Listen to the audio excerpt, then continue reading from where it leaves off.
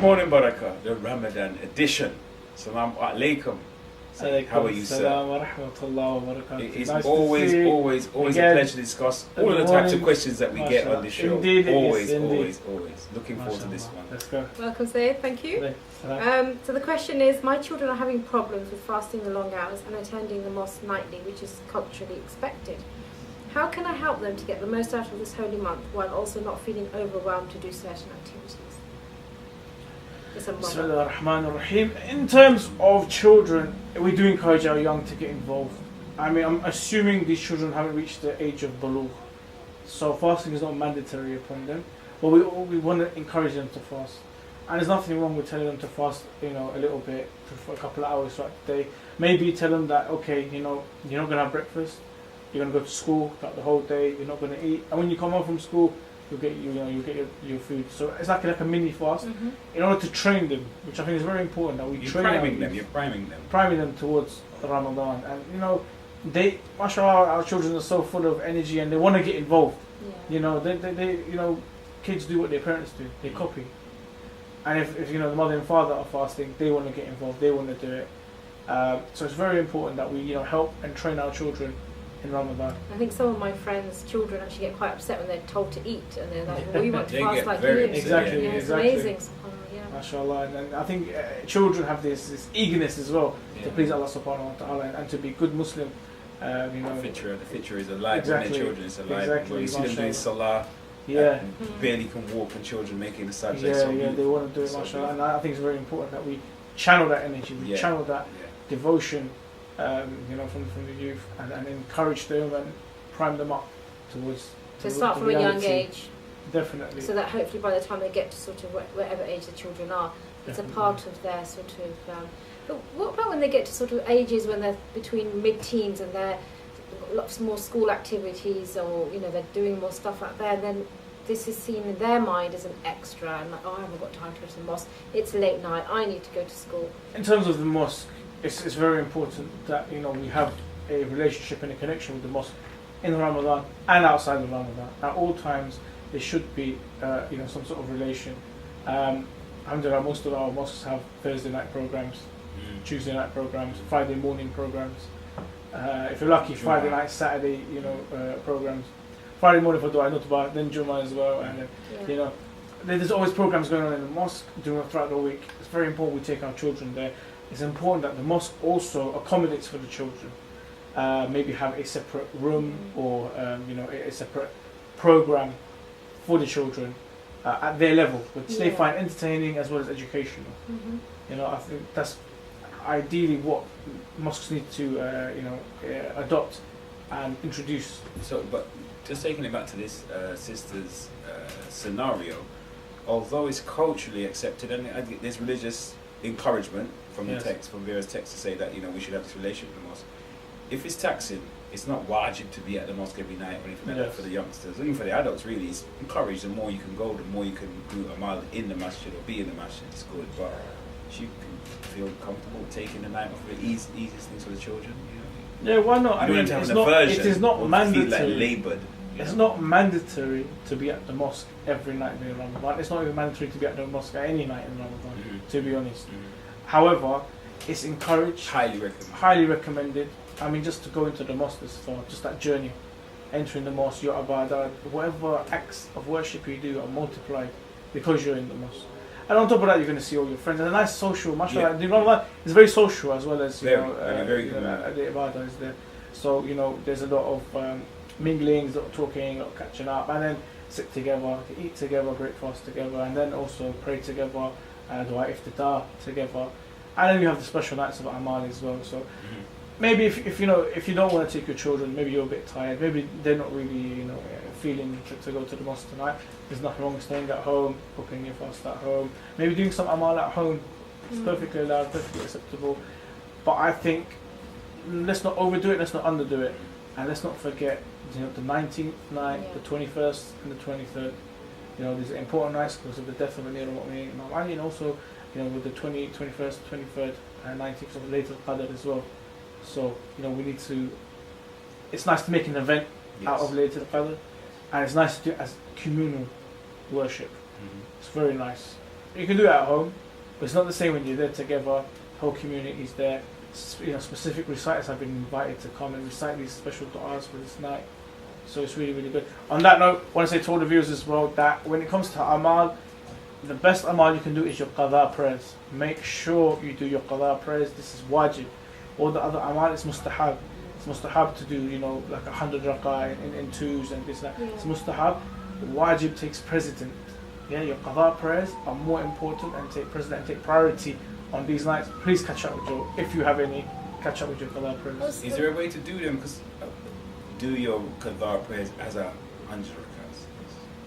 You can do, as in, you do that 2 rak'at fajr, qadha. It adds up. Somehow it adds up to. It can add up to 100. Yeah. I think it's 17 rak'ah. Is it 4 is 12, 3 15, 2 17. Yeah, 17 rak'ah. So if you do like 10 days worth, it's 170. I was going to say about the children when you're sort of trying to not get them to feel overwhelmed, and perhaps to even experience different centres, isn't it? Like we get used to the centres that we regularly go to. There are, or maybe a comfort zone, culture, food, and it's often nice to go to different mosques and perhaps the Afghani mosque, Iranians. I mean it's beautiful to go to different mosques to see what different communities have to offer, what different communities are doing. I mean, I know of a centre in North London where they have like a different international theme to the iftar. So one day they may have Chinese food, then one day they might have African food, one day they have Indian food, Pakistani food, Arab food. They mix it up. So it's really nice that they do that. Why not with your children? Making me hungry right now. Starting the fast, brother Bilal. Why not to encourage your children? Why not try different cuisines and make them say, okay, you know what? Let's try some African food. We're going to go to the Afghani mosque. Or let's try some Iranian food. We go to the Iranian mosque. Or if you want to try Pakistani food, go to the Pakistani mosque, and so forth. It's like the mawqifs from that community, it's like the mawqifs in Ramadan when you're going, and there's like different mawqifs for different nationalities, and it's amazing. But it's such an incentive, isn't it, for your children? Definitely, I think so, and it's nice to get that cultural exchange as well. Let's not limit ourselves towards our own community, because the Shia community is a very, very broad. It's an international community.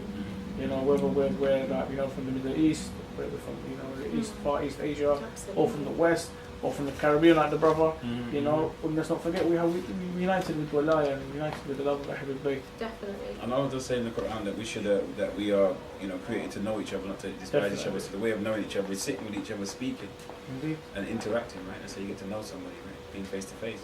Definitely. But I think even with I always think about where people are blessed and they have communities, but people may be isolated, and for them perhaps even with their children to create that environment in the home. On the nights of Qadr, for instance, to have them stay up for that little while, obviously providing on their school timetable, but not the whole night. Perhaps even the nights are very short. These nights, mashallah, we can actually brag to say that we worshipped all night. Exactly. We can say that, because the nights are so short, mashallah. But I think it's very important to do something on Laylatul Qadr. If you want to do it at home, maybe introduce your children to these du'as in English. Them to read it in English, don't read it in Arabic, so you understand what you're saying. Create a connection with Allah subhanahu wa ta'ala. Create a connection with the a'mal and the prayers, and take it from there. And this is all assuming that these, the questions that we were answering, we're assuming the kids were very young and not bulugh. What happens when they've just hit? Absolutely. Maybe this is their first Ramadan, and then mashallah it's 19 hours, 20 hours Ramadan. Well, what do we do in that situation? The time of bulugh varies, but is it wide? Or is it more to do with? Is it partly parents' interpretation of the child? Or what are some of the factors that influence that coming of age? There's biological factors that take precedence when a lady or when a young man has entered the state of maturity, right? Puberty. Obviously, for women, it's when they start their menstrual cycle, and for boys, it's when they have their first wet dream. So this is breaking the barrier and entering maturity when amal becomes wajib now. Everything becomes mandatory, obligatory for you to do or for you not to do. So for them people, for girls, sometimes it's early as 9. Yeah. Can go as late as 11, 12, 13. For boys, it can be as early as 12, 11, but normally average looking at 13, 14, 15. Teenage. Sometimes, yeah, but it's all biological. Yeah. Some children may have it very, very late. Let's say there may be a 15-year-old who hasn't entered that biological maturity yet. Some of the Maraja, I haven't really read on Sayyid Sadiq, but I've read on other Maraja that have said that no, he is mature. He has entered that state. Mentally, he has entered that state. Therefore, those rulings do apply to him, even though biologically he hasn't entered. Yeah. But the age range is between, for ladies is between 9 to about 13, 14, and for young boys it's very normally like 13 towards 15. And then what if it's their first fast? So what if you got a 9-year-old and it's her first fast and it's 19 hours? Wow. And that discussion comes into play. So what do we do? Alhamdulillah for the scholars and a great scholar like Sayyid Sadiq Shirazi, who has allowed us to open our fast early if there is a day which is deemed to have abnormal hours, which is a day which is shorter than 6 hours, which you have to extend your fast, or a day that is longer than 17.5 hours, therefore you can shorten it. The question comes into play is how much can you shorten it by? And we relate it to a religious city, Mecca, Medina, Karbala, Najaf, or Mashhad. We see how the duration of their fasts. So this year, I think Medina is doing like 16 hours. So from the Fajr, which is in a couple of minutes here in London, from Fajr you would fast 16 hours, and then you open your fast after that. After the 16 hours, but that's according to a particular. That is according to Sayyid Sadiq Shirazi, who is not the only marja to have this fatwa. Isn't it roughly? Yeah, 2 p.m. 6 p.m, 6:30, 7, depending on what city you follow. But yeah, 6:15. Not bad, is it? That depends, right? That's why he's smiling away and we're looking for it. But yeah, for the younger children, like for a 9-year-old girl who entered the physical maturity and fast is wajib, according to Sayyid Sadiq, you can go for the shorter option. So if a child becomes while fasting, again, they become unwell, they're finding it quite overwhelming, the whole routine, it's their first wajib Ramadan, and if they don't want to shorten their fast, I mean, how is that sort of... I mean, the Maraja, Sayyid Sadiq included, but if you cannot continue your fast, as in, health-wise, you can't carry on. Yeah. You've given up. You're on the verge of fainting. Yeah. You need to get some water in you. You need to get some food. Yeah. It is mandatory to have water. What about for people who it's killing them? Not literally, it's not causing a long-term harm, but let's say psychologically that's how they feel. Like, this is intolerable, I can't make it. But like, if they was to be checked by a medic, like your heart beats well and your but isn't there something hydration's regular, but in their emotional self is like. But children feel that more, don't they? Yes, that's what I was thinking of. That maturity. The mental maturity. Yes, this is why it's important, like you said earlier, to prime them, to get them ready. Yeah. But having that maturity, maybe for a young person, it's too much. Like, it's so long, this and that. From the Islamic law, from Ihram point of view, it's still mandatory for them to fast. Where we can give them food or something is when they're physically unable to, not mentally. Mentally, we can only say that if they go insane, which is very unlikely. It's children being children. But if they go, insane, or they lose consciousness, or they lose sanity, where they can't tell what's right and wrong, then they're not obliged to fast.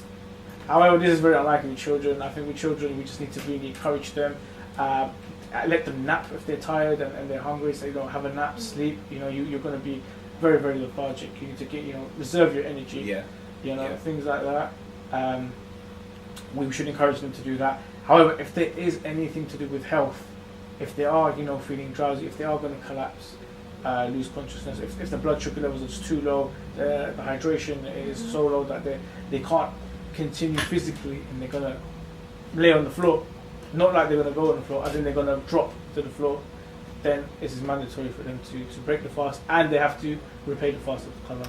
Thank you so much. That's all we have time for today. No problem. It's an interesting topic. Inshallah, the children have been healthy and they found this. Inshallah, we pray for our children. They are the future generation of the Shia and of the Ummah. So we pray that they stick firm and tight to the rope of Ahlul Bayt and the Quran and the teachings and the Ihram. And inshallah, the fasting we made it very, very easy for them, inshallah. Inshallah. Thank you so much. And inshallah, we'll see you next time. Enjoy your Salah.